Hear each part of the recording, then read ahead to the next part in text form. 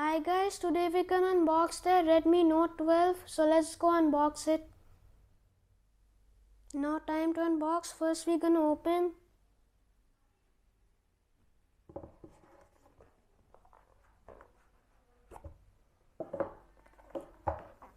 Now we're gonna open.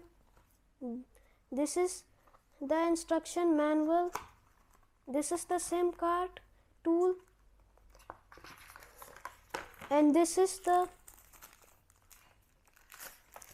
clear case. Now we're gonna take out the phone. This is the phone. We're gonna put it in the side. And let's see what is inside. This is the 33-watt charging adapter. And this is the USB-A to USB-C cable. And now we're gonna open.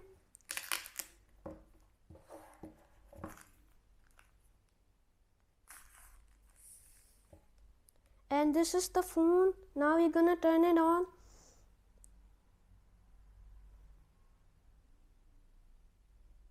The phone is turned on and we're gonna set it up later.